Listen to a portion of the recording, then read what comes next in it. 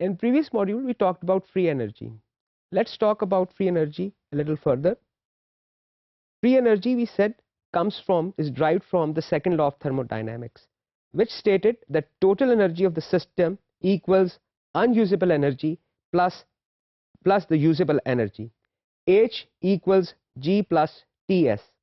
We further said that since we are interested in the usable energy, the energy that can be used to do useful work, so we rearranged this equation, which became G equals H minus Ts. Since we cannot measure these terms in absolute value, however, we can measure the change in the value of these terms, G, H and S. We can change this equation in the form delta G equals delta H minus T delta S. Here the delta G is basically, in the case of a reaction, delta G represents the change in usable energy of products minus the usable energy of the reactants.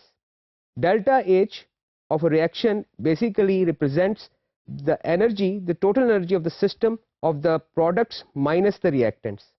Similarly, delta S represents the energy, unusable energy of the products minus the unusable energy of the reactants. So if we look at this equation carefully, we will come to some conclusions that if the value of delta G is negative, it basically means that the system, when this reaction occurs, energy will be released from the system.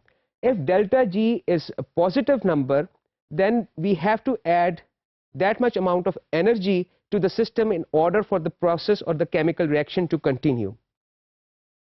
This equation gives us some very useful information also, that if in order for delta G to be a negative number, delta H has to be a small number.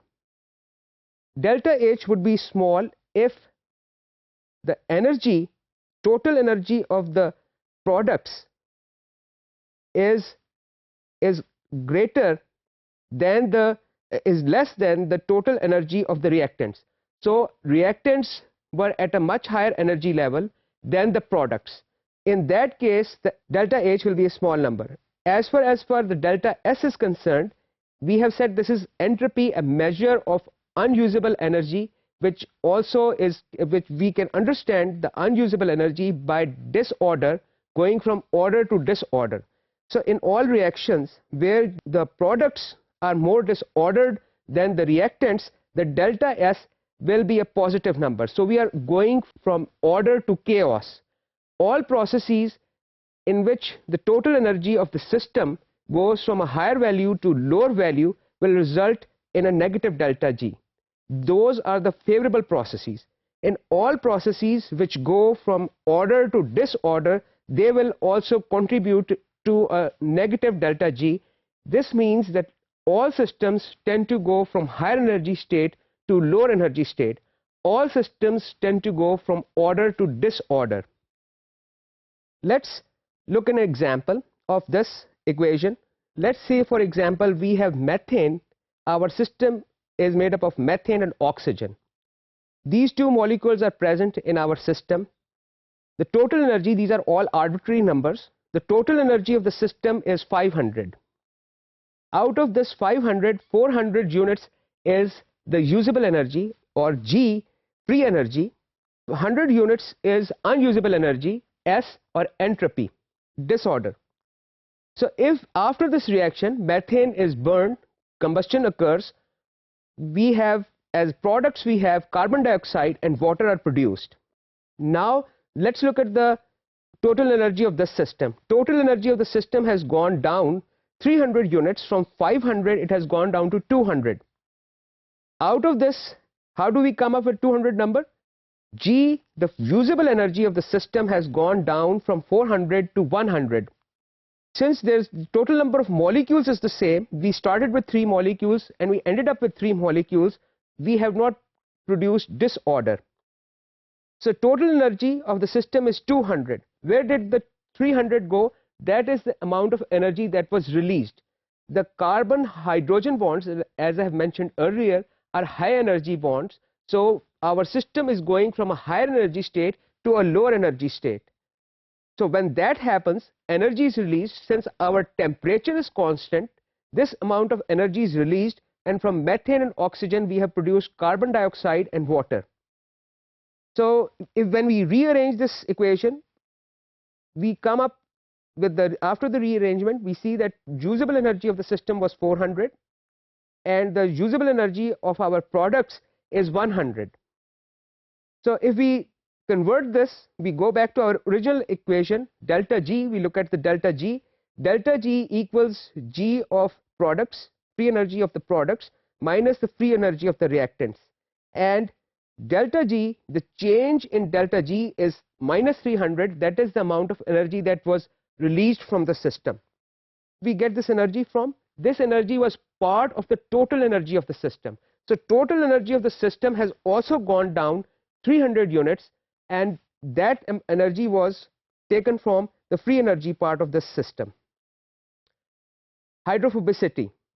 We can also explain hydrophobicity using this equation. How do we do that? I had mentioned in one of my previous modules that I will explain what hydrophobicity is, but in order to understand hydrophobicity, we have to understand free energy. In water molecules, as I have mentioned earlier, they're polar molecules. Oxygen has partial negative charge, hydrogen has partial positive charge. So opposite charges, when they come together, the total energy of the system goes down. The positively charged, partially positively charged hydrogen atoms are, when they are close to oxygen atoms, they form a weak bond which is called hydrogen bond. This hydrogen bond, formation of hydrogen bond, reduces the total energy of the system. And that is why it is favorable for water molecules to stay in close contact with each other. When we add a hydrophobic substance in water, the water molecules will be restricted in forming this hydrogen bond with each other. We can maximize this, we can have maximum number of hydrogen bonds if we restrict this hydrophobic molecule with as small of a surface area as possible. We have already seen, in order to have smallest possible surface area to volume ratio, you need to condense all the material, all the hydrophobic material together. So this hydrogen bonding of water is exerting force, a pressure on the hydrophobic molecules to stay together. This is basically the scientific basis of hydrophobic bond. So we have seen that we can use the free energy to explain many things. In fact, we can explain most of the things using this equation.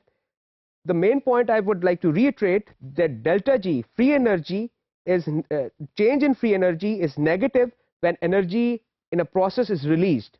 Delta G is positive when we have to add energy into the system for a reaction to occur. In living systems, magnitude and sign of delta G can depend significantly on entropy, delta S. And so when we go from order to disorder, those processes are more preferred.